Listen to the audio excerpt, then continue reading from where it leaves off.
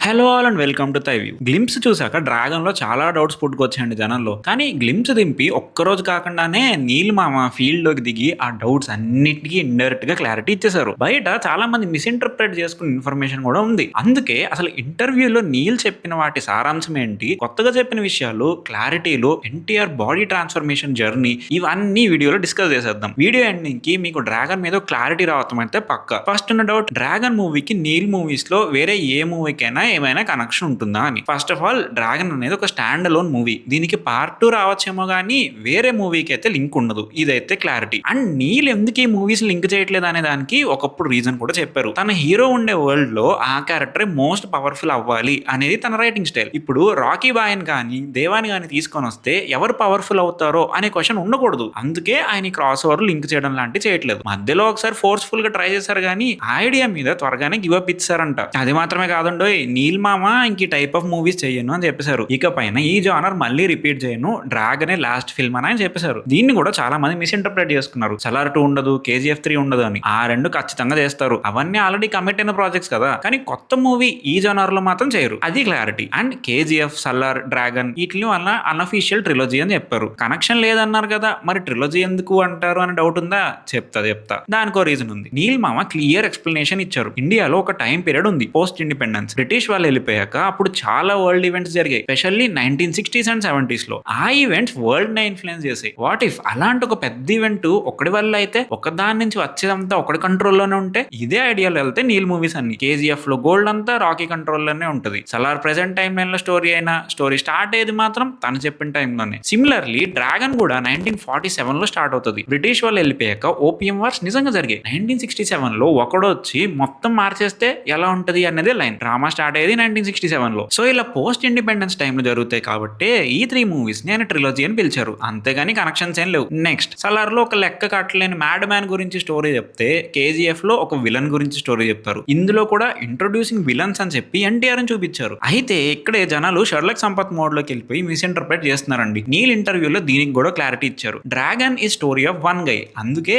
NTR in and as dragon అని ఉంటుంది. ఈ కన్ఫ్యూజన్ రావడంలో కూడా తప్పులేదు, ఎందుకంటే విలన్ గ్యాంగ్ లో లూగర్ ఇంట్రడ్యూస్ చేయడం వల్లే ఇలా అయింది. బట్ అది ఎలివేషన్ రా అయ్యా, కాస్త అర్థం చేసుకోండి. మరి గ్లిమ్స్ లో ఎన్టీఆర్ ని విలన్ ఆర్ డెవిల్ అంటున్నారు అండ్ అనిల్ కపూర్ ని హీరో అంటున్నారు కదా. కానీ ఇక్కడే ఒక క్యాచ్ ఉంది. ఇక్కడ అనిల్ కపూర్ ని హీరో అనేది ఎందుకు అంటే సినిమాలో హోల్ వరల్డ్ ఆయన హీరోలో చూడడం వల్ల. ఆబ్వియస్లీ ఇండియన్ చీఫ్ కాబట్టి అలానే చూస్తారు. But he's our biggest villain అని నీల్ మావ చెప్పారు. సో ఇక్కడ ఇంకో క్రూషియల్ ఇన్ఫర్మేషన్ చెప్పారు. ఇప్పుడు ఒక కంటెంట్ బయటకు వదిలి ఇతను హీరో ఇతను విలన్ అని చెప్పినప్పుడు ఆడియన్స్ ఆ మైండ్ సెట్ తో వచ్చి సినిమా చూస్తే ఆ క్యారెక్టర్స్ ఎప్పుడైతే చేంజ్ అవుతాయో దాట్ బికమ్స్ డ్రామా అని చెప్పారు. సో ఎన్టీఆర్ క్యారెక్టర్ కి ఆ చేంజ్ అయితే ఖచ్చితంగా ఎక్స్పెక్ట్ చేయొచ్చు. డెవిల్ టు హీరో ఆర్క్ ఉంటది. అది కాకుండా ఇంకొక టాక్ బయట బేవత్సంగా వినిపిస్తుంది. ఆఫ్ఘాన్ ట్రేడ్ లో విలన్ ఉంటే గోల్డెన్ సర్కిల్ లో హీరో ఉంటాడు. సో ఇద్దరు ఎన్టీఆర్లు ఉంటారేమో, ఒకళ్ళు లీన్ మాస్ ఇంకోళ్ళు బల్క్ ఉంటారు అని ఏవేవో అనేస్తున్నారు. అది ఏముండదు భయ్య, ఒకడే ఉంటాడు, తానే డ్రాగన్, తానే ఎన్టీఆర్. అండ్ ఒక సర్ప్రైజింగ్ విషయం ఏంటి అంటే డ్రాగన్ అనేది పేట్రియాటిజం మీద ఉండే మూవీ అంట. మీరు కేజీఎఫ్ చూస్తే అమ్మ సెంటిమెంట్ మీద,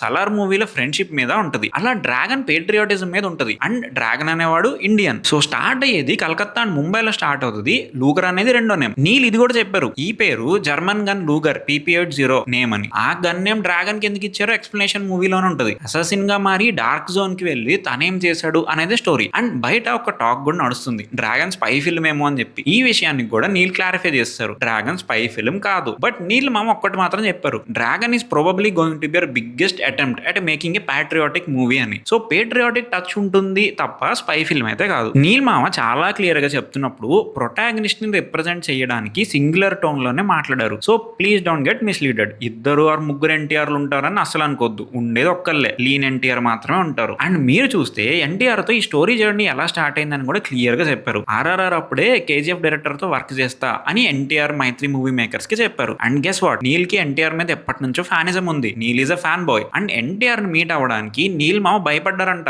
ఎందుకంటే మన ఎన్టీఆర్ సంగతి తెలిసిందేగా, ఫుల్ స్టబ్ అని ఉంటారు, వినరు అనుకుని వెళ్ళారంట. బట్ అక్కడికి వెళ్ళాక సంథింగ్ డిఫరెంట్ హ్యాపెండ్. ఎన్టీఆర్ మీద ఒపీనియన్ కంప్లీట్ గా మారిపోయింది. ఎన్టీఆర్ కి ముందు మైథాలజీ బేస్డ్ స్టోరీ చెప్తే let's work on something else అన్నారంట. అలా స్టార్ట్ అయింది డ్రాగన్. కానీ ఎన్టీఆర్ ఇచ్చిన ఒక సజెషన్ మూవీ షేప్ నే మార్చేసింది. ఎన్టీఆర్ నీల్ని ఒక ఇంపార్టెంట్ క్వశ్చన్ అడిగారు, మహాభారతం గెలిచింది ఎవ్వరు అని. అలా అడిగినప్పుడు కృష్ణుడు, అర్జునుడు ఇలా డిఫరెంట్ నేమ్స్ చెప్పారంట నీళ్ళు. కానీ ఎన్టీఆర్ చెప్పిన ఆన్సర్ శకుని. ఎందుకంటే శకుని శకుని ఏం అనుకున్నాడో అదే అవుతుంది. తను వేసిన పన్నాగం వల్ల యుద్ధమే అవుతుంది, అందుకే శకుని విన్ అయ్యాడు అని ఒక కొత్త పర్స్పెక్టివ్ ఇచ్చారు తారక్. ఎన్టీఆర్ ఎప్పుడైతే మహాభారతం గురించి శకుని గురించి ఒక కొత్త పర్స్పెక్టివ్ ఇచ్చారో నీల్ మామకి ఒక కొత్త సీన్ స్ట్రైక్ అయింది. ఆ ఒక్క సీన్ డైరెక్షన్ మొత్తాన్ని మార్చేసిందంట. ఇలా 2021లో స్టార్ట్ అయింది రైటింగ్. అండ్ గెస్ వాట్, ఈ మూవీ ఎన్టీఆర్ కూడా వన్ ఆఫ్ ద రైటర్. అంటే నీల్ తారక్ ని బౌన్స్ బోర్డ్ లాగా వాడుకున్నారు, కోరైట్ చేశారు అని నీలే స్టేట్మెంట్ ఇచ్చారు. అండ్ నీల్ హీరోస్ తో కూర్చొని రాయడం ఇది ఫస్ట్ టైం ఏం కాదు. కేజీఎఫ్ కూడా ఇలానే యష్ ఇన్పుట్స్ ఉంటాయి, ఇక్కడ అలానే ఎన్టీఆర్ ఇన్పుట్స్ తో డ్రామా ఎలా రాయాలి అని వర్క్ చేశారు. డ్రాగన్ అనే మూవీ యాక్షన్ కన్నా డ్రామా సెంట్రిక్ ఉంటది. ఇలా డ్రామా సెంటర్డ్ మూవీస్ చేసేది మన జక్కన మాత్రమే. ఎన్టీఆర్ ఎప్పుడు ఒకే ఒక క్వశ్చన్ అడిగేవారంట, ఈ క్యారెక్టర్ ఇలా చేయడానికి రీజన్ ఉందా,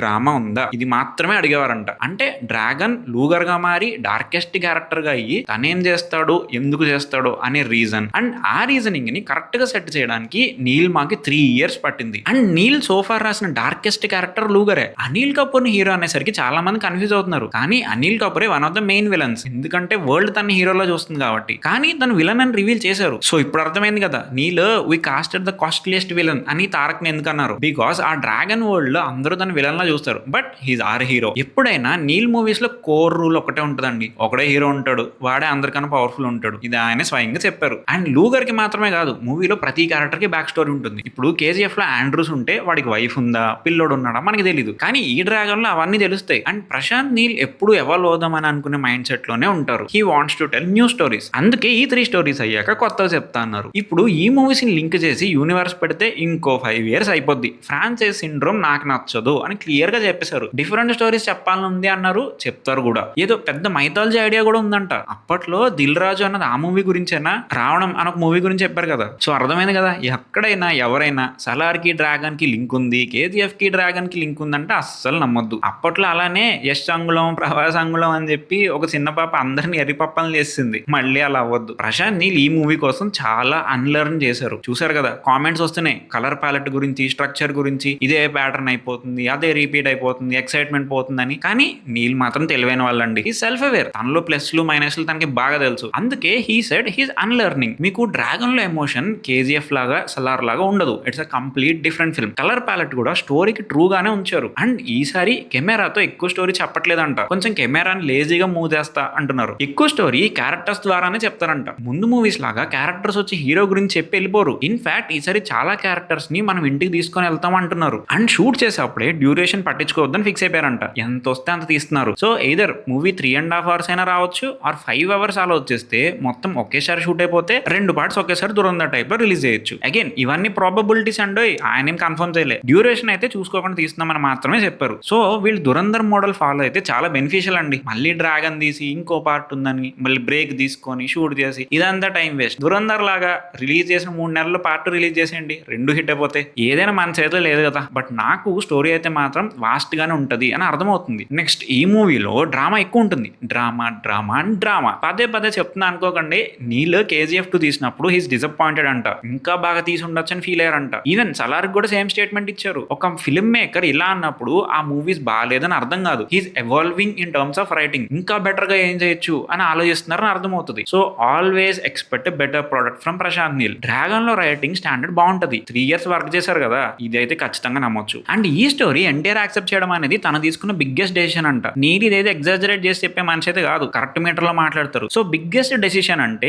ఏమై ఉంటుందా అని ఆలోచిస్తున్నా. నెక్స్ట్ ఎన్టీఆర్ లుక్ గురించి మాట్లాడుకోవాలండి. 1.5 years బ్యాక్ ఫిల్మ్ స్టార్ట్ చేద్దామని ఒక లుక్ టెస్ట్ చేస్తే నీల్ మామ ఎన్టీఆర్ దగ్గరికి వెళ్ళి ఈ అసాసిన్ రోల్ కి కొంచెం సన్నగా అయితే క్యారెక్టర్ కి హెల్ప్ అవుతుంది అన్నారంట. అంతే 4 months పాటు సినిమా షూట్ ఆపేసి మరి ఎన్టీఆర్ గారు నియర్లీ 15 kilos వెయిట్ లూజ్ అయ్యారు. ఈ 4 months లో ఎన్టీఆర్ చాలా సఫర్ అయ్యారు. ఫస్ట్ 2 months లో చాలా వెయిట్ ఒకేసారి లూజ్ అయిపోయేసరికి అందరూ చాలా వర్రీ అయిపోయారంట. అందరూ ఎన్టీఆర్ గారి వైఫ్, వాళ్ళ మదర్, ఫ్రెండ్స్, ఫ్యాన్స్ అందరూ నీళ్ళని తిట్టారు. ఎన్టీఆర్ అలా అయిపోవడం చూసి అప్సెట్ అయిపోయారు. ఇంకో పక్క ఎన్టీఆర్ చాలా వీక్ అయిపోయారు, డల్ అయిపోయారు. చాలా సార్లు నీల్ మామే ఎన్టీఆర్ ట్రాన్స్ఫర్మేషన్ చూసి ఇంకా చాలా సార్ ఆపేయండి అని అడిగారంట. కానీ ఎన్టీఆర్ మాత్రం ఎక్కడ ఆగలేదు. నువ్వు ఒకటి విజువలైజ్ చేసుకుని స్టోరీ రాసావు, దాన్ని నేను మ్యాచ్ చేస్తా అని కష్టపడుతూనే ఉన్నారు NTR. NTR is a truly mad man అని అన్నారు నీల్. అంతలా నీల్ ఏం విజువలైజ్ చేసుకున్నారంటారా? డ్రాగన్ లో లూగర్ క్యారెక్టర్ ని 1947 లో తన ఏజ్ 10 ఉన్నప్పుడే ఆఫ్ఘనిస్తాన్ అసాసిన్స్ ట్రైనింగ్ కి పంపించేస్తారంట. మూవీ 1967 లో అవుతుంది. మరి అన్ని ఇయర్స్ అసాసిన్ ట్రైనింగ్ లో ఉన్నాడు,